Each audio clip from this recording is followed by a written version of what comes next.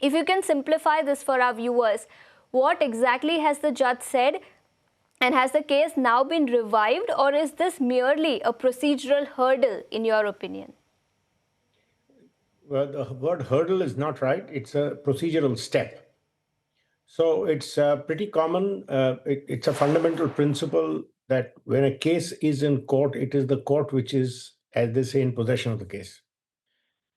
The conduct of a prosecution is in the hands of the DOJ, and the rule requires when the case comes up, if the case has reached a particular stage, the court can ask the DOJ, give us your reasons.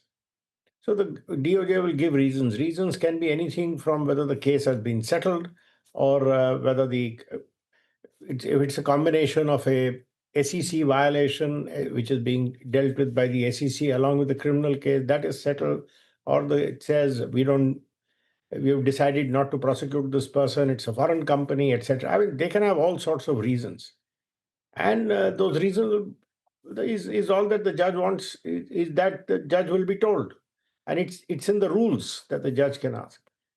And the important thing you should know in India is their system, unlike our system, is not as interventionist. Our system, our courts are a lot more, as they say, interventionist. Our court will ask a lot more questions. The court may allow, may not allow. We had that case where, under our criminal procedure code, if a prosecutor withdraws a prosecution, ultimately it's for the court to decide, etc. That's not their law.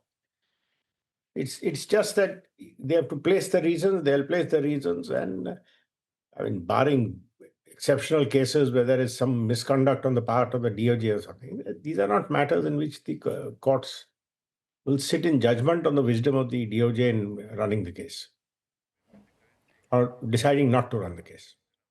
Okay, so how much discretion now does a US judge have when prosecutors decide that they no longer wish to pursue a case? What is the next step now? You see, that's what I'm saying. Unlike Indian law, where the court has the last word, there ultimately it's the DOJ which has the last word. If they decide not to prosecute, they decide not to prosecute. And the court is entitled to say, I want to know your reasons, because they'll take those reasons on record, and then that'll be the end of the matter. That's how it runs in America. I've had some experience of being connected with some cases. I don't practice in US and I'm not an expert on US law. But broadly, that's how it works. So now, Mr. Salve, what are the legal implications for Gautam Adani in that case? No, there are no legal. It's between the DOJ and the judge. It's not for the defendant. The defendant can't justify why the DOJ has decided not to run a case. The DOJ has decided not to run the case. The judge has asked under 48A for approval. He says, give me your reasons. They'll file their reasons, and he'll fix a date. He'll hear the reasons. He'll close the case. Okay, so you're telling us that if the DOJ submits a more detailed explanation within the time, that is the 13th of July, the dismissal is bound to happen. Am I getting it right? Yeah, and I mean, I've not really come across a case. I don't practice in America. I've not really come across a case where the judge, unlike the test is not like India where the court must be satisfied it's a bona fide reason or something like that. That's not the test in the US. And how unusual is it for a judge to actually question a DOJ motion to dismiss? Have He's there not been any questioning. That's the point. This is the procedural step. It is not that the judge has said, I decline your application, you come back with reasons. It's